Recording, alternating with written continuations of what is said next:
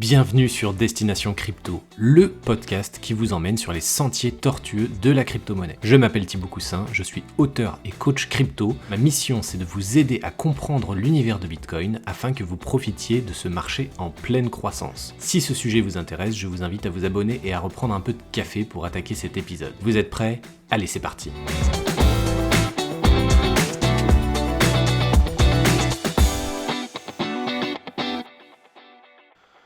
Bonjour à tous, bienvenue dans cet épisode de podcast où j'ai la chance aujourd'hui d'être avec Julien et Aurélien, deux cofondateurs de G-Exchange, une plateforme d'échange sur l'écosystème Elrond, maintenant Multiverse X. Donc messieurs, comment allez-vous aujourd'hui ? Ça va.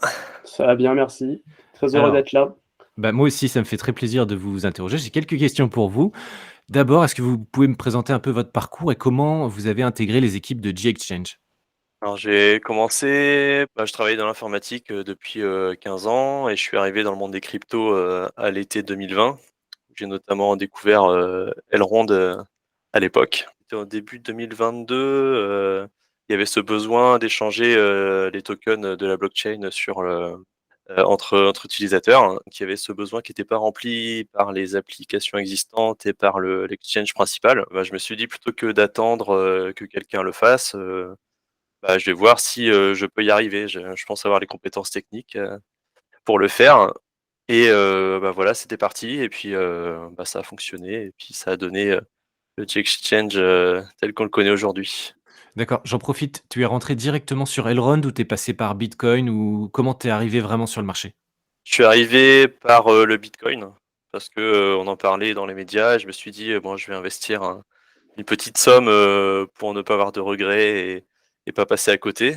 Et puis, vu l'engouement naissant à l'été 2020, début de bull run, voilà, j'ai découvert Ethereum et puis différentes alts, dont Elrond.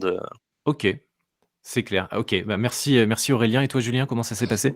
Alors moi, pareil, hein, je bosse dans l'informatique depuis assez longtemps, hein. Je suis chef de projet en informatique. Alors principalement sur les applications métiers, hein, pas forcément sur des choses, sur du dev ou autre chose, mais vraiment sur les applications métiers. Et du coup, moi, je suis arrivé. Alors moi, j'ai commencé à investir dans Ethereum juste avant le crash Covid. C'était vraiment le bon plan, hein. J'étais entre deux boulots et du coup, on m'avait parlé des crypto-monnaies, de la blockchain, etc. Et du coup, j'ai commencé à m'y intéresser. Donc, j'ai commencé à investir. J'ai subi de plein fouet le crash Covid, hein. C'était une bonne première expérience, on va dire. Et effectivement, après, j'ai entendu parler du projet Elrond à l'époque via PowerAsher. Et du coup, je me suis intéressé, j'ai commencé à investir. Et puis après, effectivement, on s'est tous retrouvés plus ou moins sur certains Discord. C'est comme ça qu'on s'est connus, comme ça qu'on a pu échanger. Et puis c'est comme ça qu'a germé certaines idées sur cette blockchain où on était un petit peu les précurseurs, parce qu'il n'y avait rien encore de très solide à l'époque. Donc c'était là où c'était intéressant de s'y impliquer et puis d'essayer de monter quelque chose et de faire ses preuves, en fait. Voilà. Ok. Et Julien, Aurélien, vous vous connaissiez avant de vous lancer sur G-Exchange ou c'est G-Exchange qui vous a rassemblé, si je puis dire ? Non, non, alors on s'est rencontrés sur le Discord de Cryptomatrix, dans le channel Ronde, où il y a tous les fans de la blockchain. On appelle ce channel le zoo entre nous. Ça, c'est pour la petite dédicace. C'est une communauté assez particulière avec beaucoup d'engouement, beaucoup d'envie, un petit peu de fanatisme, mais voilà, toujours dans la bonne ambiance et que le token fasse 300% ou moins 90, on est toujours là avec la bonne ambiance. Ouais, je vois très bien ce que tu veux dire. On va rentrer maintenant dans le cœur de G-Exchange. En quoi, donc G-Exchange, c'est une plateforme décentralisée sur l'écosystème Elrond Multiverse X. En quoi, pour vous, les plateformes d'échange décentralisées sont essentielles ? Alors, selon moi, les plateformes d'échange décentralisées sont essentielles parce qu'elles permettent aux utilisateurs d'échanger eux-mêmes directement leurs cryptos, tout en gardant le contrôle de leurs cryptos avant et après l'échange. Que les cryptos restent dans le portefeuille et au moment de l'échange, sortent du portefeuille, sont échangés et les tokens échangés reviennent directement dans le portefeuille. Donc c'est hyper important, mais en même temps, ça entraîne, une grande responsabilité, comme on dit, parce que, il y a pas le droit à l'erreur, hein. C'est vraiment comme du troc dans la vie réelle. On fait ses échanges et voilà, on possède ses biens, ses actifs, sans passer par un tiers de confiance. Ouais, c'est ça. La clé privée, c'est pas le tiers de confiance qui la détient, c'est l'utilisateur et l'utilisateur, du coup, a 100 de contrôle, mais c'est ça, c'est un transfert de responsabilité. Donc c'est là où il y a tous les enjeux et les déboires d'FTX, on a vu que c'était des gens qui ne possédaient pas leur clé privée et qui avaient tout mis sur une plateforme centralisée. Donc vous, avec votre solution, c'est quand même plus sécurisé, du moins on est en 100 du contrôle, mais maintenant, c'est à nous de faire les bons choix une fois qu'on est sur votre plateforme. Et donc vous, G-Exchange, quelle est votre solution? Vous êtes une plateforme décentralisée. Comment ça se passe pour un utilisateur qui va venir sur votre plateforme? Donc l'idée de base, c'était de proposer un outil simple en mode, petites annonces. Donc, je possède, une quantité de tokens, d'un certain token à échanger et je voudrais en échange, une autre quantité d'un autre token. Par exemple, j'ai des tokens, H et je voudrais en échange des tokens, IGLD. Donc, là, en tant qu'utilisateur, je me connecte, avec mon portefeuille préféré sur, la plateforme d'exchange et je crée, mon offre d'échange. Donc à ce moment-là, mes tokens sont envoyés dans, le smart contract du G-Exchange et si un utilisateur, souhaite faire l'opération inverse, souhaite acheter mes tokens, il vient, «remplir l'offre» entre guillemets, en envoyant ses tokens à lui et en échange, il reçoit, les tokens, qu'il a achetés. Vraiment, on voulait proposer un mécanisme très simple, accessible à tout le monde. Je pense qu'on a réussi. Oui, c'est ça. En fait, on fait du troc directement sur votre plateforme. On dit ce qu'on veut acheter, on dit ce qu'on veut vendre, on trouve un acheteur ou un vendeur et puis ça passe par un smart contract et voilà, le tout est décentralisé, on reste en contrôle, on connecte juste son portefeuille. Au sein de G-Exchange, vous avez un token, le, GX. À quoi il sert? Quelle est l'utilité de ce token? Vous pouvez m'en dire plus là-dessus? Alors oui, du coup, ce token, en fait, il a 3 utilités. La première, d'une part, c'est que les utilisateurs qui ont ce token et qui le stack aujourd'hui dans un smart contract dédié sont éligibles pour recevoir 50% des frais collectés sur la plateforme. Parce qu'effectivement, dès l'instant où on va échanger un jeton A contre un jeton B, on va collecter des frais. Aujourd'hui, la moyenne, c'est 0,3% de frais sur les échanges. Et à partir de là, 50% de ces frais-là seront reversés au stacker. Donc dès l'instant où on stack, on va recevoir en fait des rewards en fait régulièrement, tous les 21 jours à peu près. Enfin, c'est tous les 21 jours, on va recevoir actuellement des récompenses. La deuxième chose qu'on a mis en place aussi, c'est qu'un utilisateur aujourd'hui peut soumettre 5 offres d'achat ou de vente. Et s'il veut en proposer plus, en fait, il va devoir dépenser du JEX pour créer une offre supplémentaire. Donc, sur une offre aujourd'hui supplémentaire, on est à 50 JEX, ce qui n'est pas grand-chose, hein. Mais du coup, ça permet d'avoir une utilité au token. Et sur ces 50 JEX, une partie sera brûlée. Du coup, ça va permettre d'avoir une supply en fait qui soit déflationniste et de rendre un peu plus rare au final le token pour qu'il ait une utilité aussi à être échangé, à être vendu et acheté. Et il y a une troisième partie aussi qu'on a mis en place avec un partenaire qui est FrameIT, une plateforme d'échange de NFT, sur laquelle on peut vendre ces NFT contre des JEX ou en acheter avec des JEX en fait. Voilà. Donc ça permet effectivement de s'intégrer dans l'écosystème aussi avec notre token. C'est toujours un peu dans l'esprit d'avoir des partenaires sur Multiversity. D'accord. Donc je comprends bien, le token, il y a une quantité limitée, une quantité finie et en plus vous avez un mécanisme de burn qui fait que, en fonction du nombre de transactions, il y en a de moins en moins, donc ça fait un modèle déflationniste, c'est bien ça?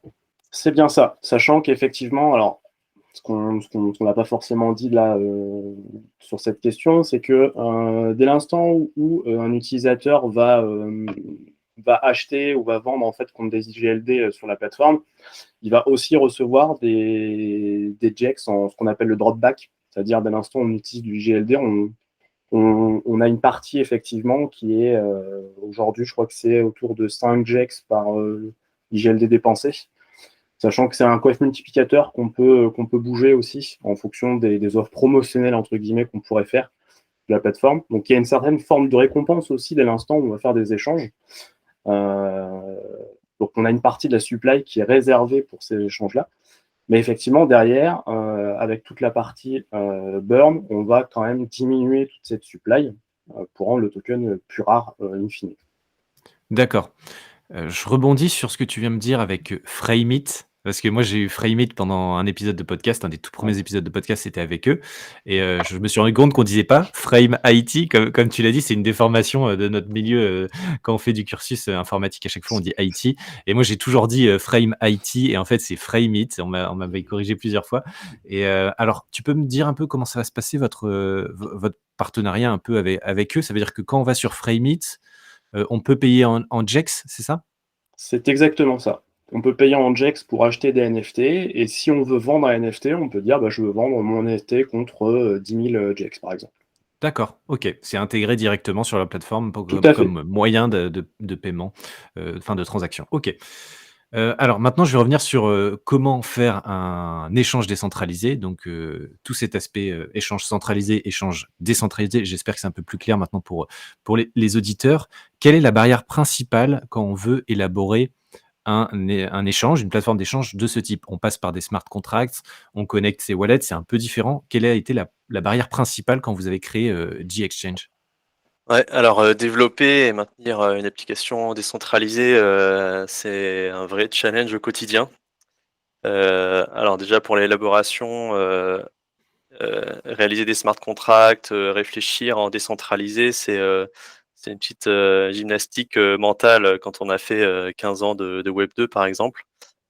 Donc voilà, il a fallu, déjà, techniquement, se développer personnellement et après oui, que ce soit la réalisation des smart contracts qui doivent être ultra sécurisés, sans bug, bien éprouvés à la charge ou, sur la maintenance, s'assurer que la plateforme tourne, H24 parce qu'on touche, le public mondial en fait.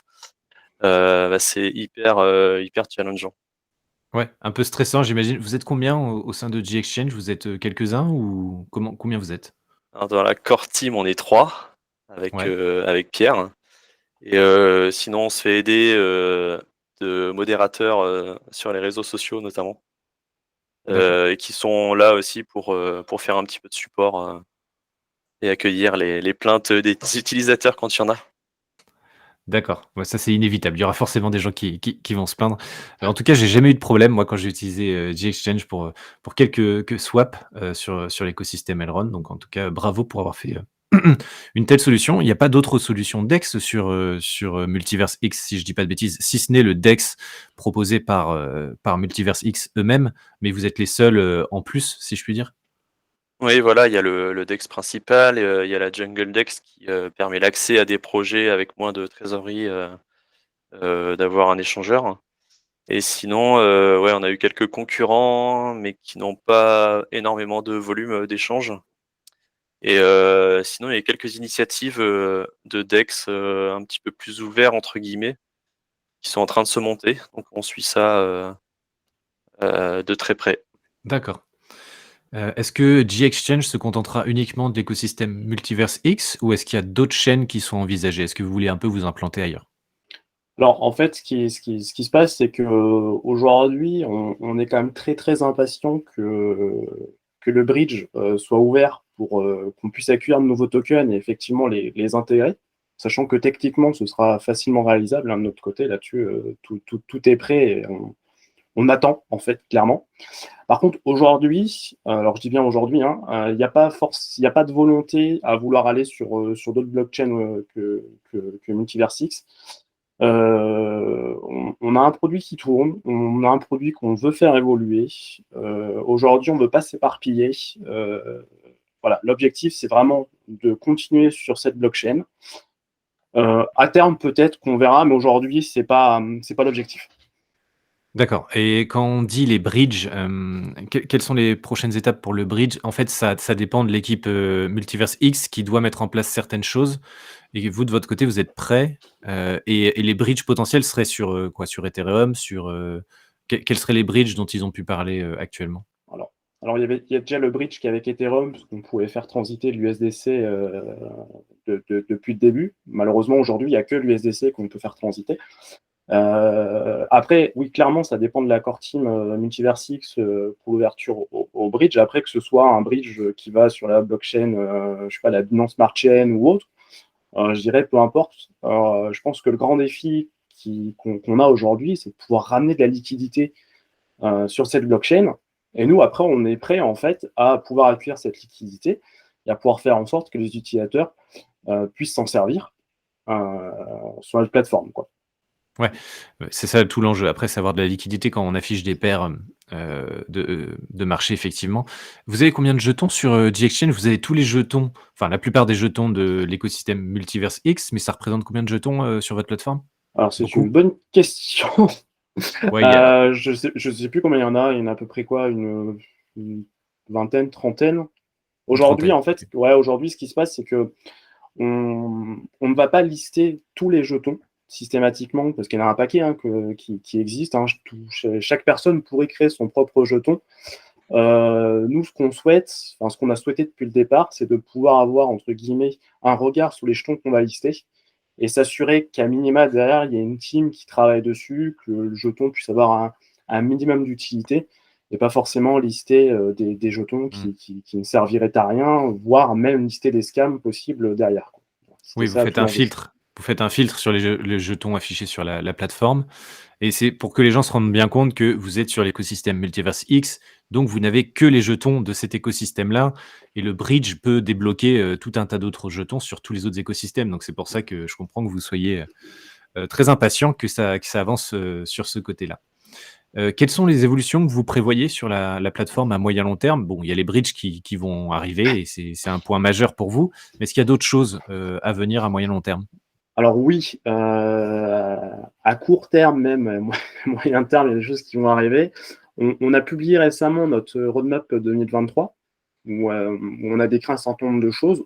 Aujourd'hui, on s'est focalisé sur 4 axes principaux. Le premier, c'était la partie trade, voilà, toute la partie échange de tokens, où l'objectif est clairement d'améliorer l'expérience utilisateur et de simplifier au maximum les choses. Voilà. On s'est rendu compte qu'on pouvait encore simplifier cette partie, puisqu'on parle systématiquement d'adoption de masse aujourd'hui, c'est ce qu'on souhaite aussi sur notre plateforme, quoi. Ce que je disais avant, c'est effectivement d'amener plus de liquidité en fait en proposant d'autres choses. Sachant qu'aujourd'hui, on a une fonctionnalité qui est en cours de développement, en cours de test, qu'on garde un petit peu secret. Voilà, ça dépend de certains points, mais on pense clairement que ça peut ramener de la liquidité et que ça peut vraiment être sympa pour les utilisateurs. Voilà. On n'en dira pas plus là tout de suite, mais des choses vont arriver, des choses sont déjà en test. D'accord. Euh, Et pour suivre ces développements, le mieux, c'est de vous suivre sur Twitter. C'est quel est le réseau de communication le plus intéressant pour suivre ces actualités? Alors, ce qu'on a proposé, en fait, c'est sur Twitter, en fait, on fait des petits threads, en fait, pour récapituler un petit peu nos avancements. Euh, et puis, des fois, on envoie un petit peu aussi des petits screenshots, etc., pour montrer aux utilisateurs qu'on travaille, parce que tout l'enjeu, au final, on se rend vite compte, hein, un utilisateur reste quelqu'un d'impatient, en général. Et nous, ce qu'on veut, c'est communiquer au maximum avec ces gens pour leur permettre de leur montrer que on travaille. Hein. Parce que voilà, il y a des choses qui ne se voient pas, on travaille, on teste, on réécrit, on refait, on reteste. Enfin, voilà, c'est tout l'enjeu, quoi. Donc il y a Twitter, effectivement, où on reste relativement actif. Sinon, il y a le Discord aussi qui nous permet d'échanger mieux en fait, avec les utilisateurs, d'avoir une vraie communication. Sachant qu'on a déjà, puis comme on disait tout à l'heure, il y a certains modérateurs aussi qui sont présents, du coup, qui peuvent répondre à différentes questions, puisqu'ils sont impliqués vraiment sur le projet, quoi. Si on repart un petit peu des évolutions de la plateforme, il y avait un deuxième axe qui est la partie earn, parce que comme on le disait, aujourd'hui, les utilisateurs peuvent gagnent des récompenses en fait en stackant les jetons Jex. Aujourd'hui, on va simplifier aussi cette partie reward parce que le contrat de stacking aujourd'hui fait en sorte que tous les 21 jours, les utilisateurs doivent aller réclamer en fait leur récompense.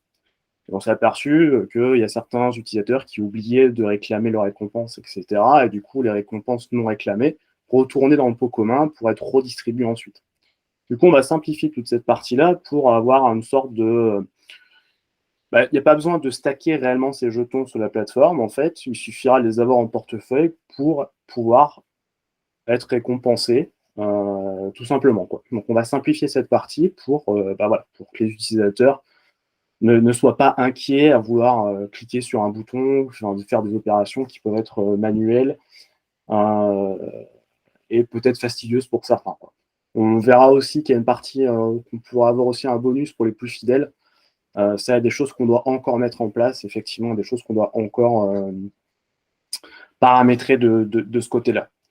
Le troisième axe, c'est encore une fois, c'est toute la partie partnership, puisque, comme on l'a dit, on veut s'intégrer dans l'écosystème et travailler en bonne coopération avec l'ensemble des acteurs. Donc, c'est ce qu'on essaie de faire depuis le départ, hein, de contacter les projets, de voir comment travailler avec eux. Et ça, on va continuer, parce qu'on a déjà des partenaires très solides, hein. Alors, pour en citer quelques-uns, on travaille beaucoup avec eCompass, qui nous fournit toute la partie aussi graphique, chart, voilà. Donc ça, c'est très important. Donc, on travaille très étroitement avec eux. On a d'autres partenaires comme Cyber, comme Block, comme Cyclock, enfin plein d'autres partenaires. On essaie de s'intégrer et de les aider comme on peut aussi.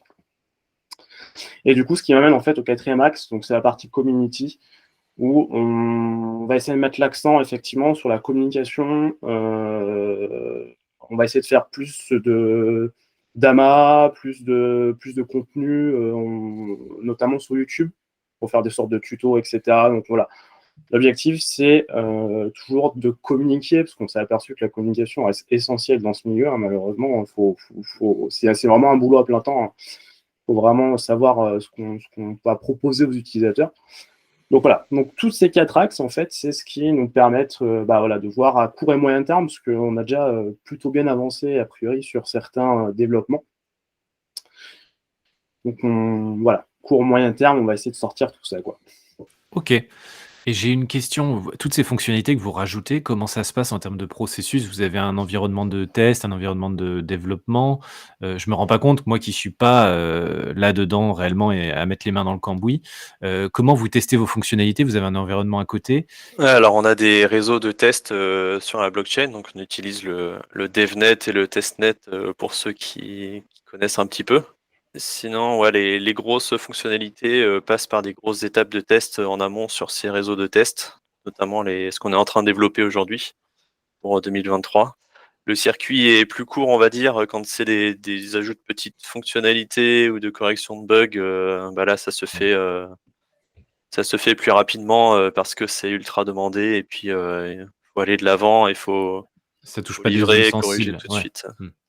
OK. Après, ce qu'il faut être conscient aussi, c'est que sur certaines grosses fonctionnalités, on propose aussi à la communauté de nous aider. Ce qu'on a fait au tout début, en fait, quand on était sur le testnet, on avait demandé à certaines personnes de venir tester, de voir un petit peu ce qu'ils en pensaient.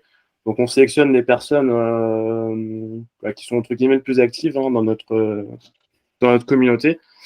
Et ça nous permet aussi d'avoir un retour, d'avoir vraiment un feedback sur ce qu'ils en pensent et éventuellement de corriger le tir si c'est pas en phase avec ce qu'ils pensaient, si on peut peut-être simplifier, etc. Donc il y a toujours ces petits allers-retours qui sont très intéressants parce que l'essentiel, c'est vraiment de toucher l'utilisateur et vraiment qu'ils comprennent comment utiliser la plateforme, qu'ils soient bien guidés dans ce qu'il va faire, quoi.